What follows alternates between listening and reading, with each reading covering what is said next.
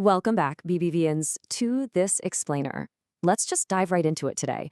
We're going to explore what is, without a doubt, the most striking, absolutely humbling, and probably the most visually powerful ritual of the entire Ratha Jatra festival. We're talking about a tradition that completely flips the script on power and status, and it takes us straight into the heart of what this massive celebration is actually all about. So get comfortable and let's get started. So, what exactly happens when an emperor becomes a sweeper? Just, picture that for a second. We are so incredibly used to associating royalty with absolute power, right? Luxury, getting served hand and foot by others. The very idea of a literal king doing manual labor, specifically sweeping a floor, seems like a total paradox. No way, right? Yet this wild contradiction is exactly what happens during Ratha Jatra, and honestly, it's the very heartbeat of the festival's entire message. Section 1. The Sweeper King and the Chera Pahanra Ritual. Okay, so the Chera Pahanra is this massively anticipated moment happening this year on July 16th, and it marks the true kickoff of the chariot's journey.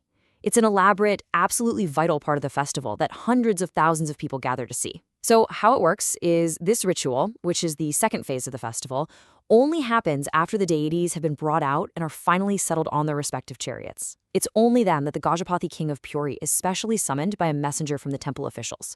He doesn't just, show up whatever he wants. He's literally called upon by the divine to do his duty. And this just brilliantly illustrates the duality of his whole role. Picture the royal arrival for a second. You have the young, handsome king dressed in spotless white, arriving with immense worldly prestige.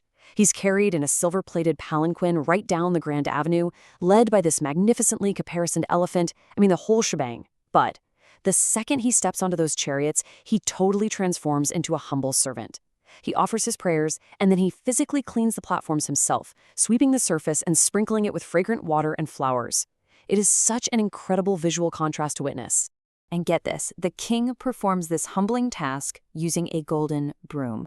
That single object right there is honestly a masterclass in symbolism. It's a broom, pretty much the ultimate tool for menial labor and servitude, but it's made of solid gold, which obviously represents absolute royal wealth and status. So the king is doing a servant's job, but he's bringing the total dignity and devotion of a monarch to it.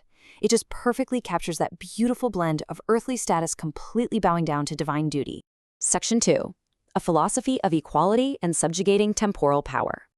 Let's look at how this all builds into the deep historical and spiritual why behind the king's sweeping. Because it's not just a nice piece of theater for the crowds.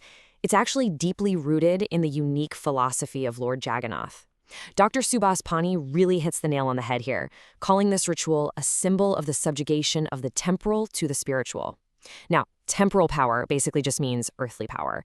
Kings, governments, money, status, all that stuff. Spiritual power is the divine. So this ritual is a really stark, very public reminder that no matter how much money or influence you might have in the mortal world, you're ultimately just a tiny servant in the grand scheme of the universe. The king sweeps to show that, before the divine, even the highest emperor is, well, just a caretaker. And actually, this isn't even a new concept. If we trace it back several hundred years to the 12th century, the valiant emperors of Orissa, starting with King Anantvarman Chogagangadeva, made a pretty massive declaration.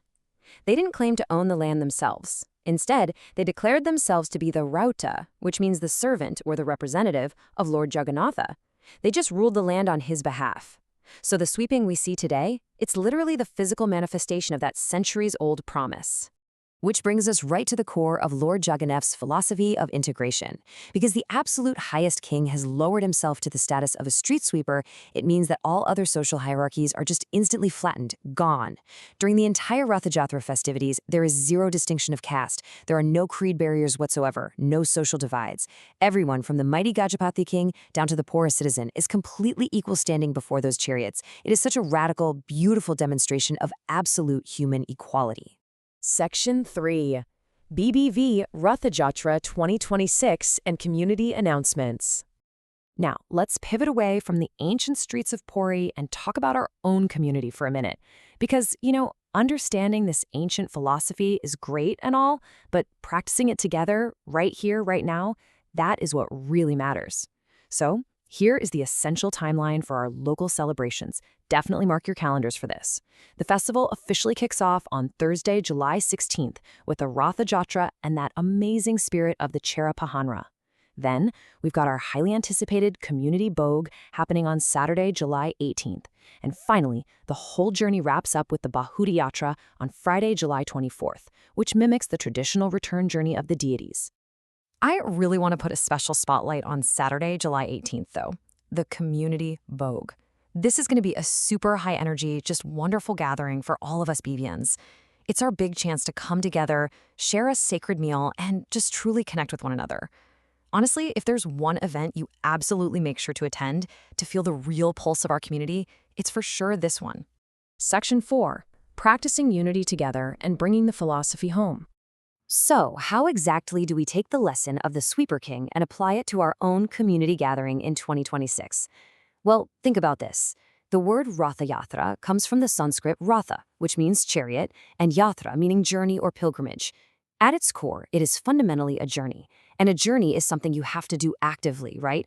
It requires movement, participation, and literally moving forward side by side with the people around you. We aren't just sitting back watching a festival. We are on a shared pilgrimage together as a community. So the crucial point here is how we choose to walk that journey together. I've got 3 simple steps for our upcoming Bogue and Yatra. Step 1, acknowledge our equality. Always remember that we're all on the exact same level here. Step 2, remove all social barriers. Leave your job titles, your status, your ego. Just leave it all at the door, exactly like the king with his golden broom. And step 3, celebrate as one community. Go out of your way to engage with someone you don't know, serve some food to your neighbors, and just be an active participant in creating that unity. I want to leave you guys with this one final thought. How will you bring the spirit of absolute equality to our BBV Ratha Jatra this year? Don't just let this explainer be something you watched and immediately forgot about. Really challenge yourself. Think about how you can embody the genuine humility of the Sweeper King when you join us on July 16th and at the Community Bogue on the 18th. Make this festival a truly profound, personal experience of unity for yourself. Thank you so much for joining me for this explainer, BBVNs, and I absolutely cannot wait to see you all celebrate together.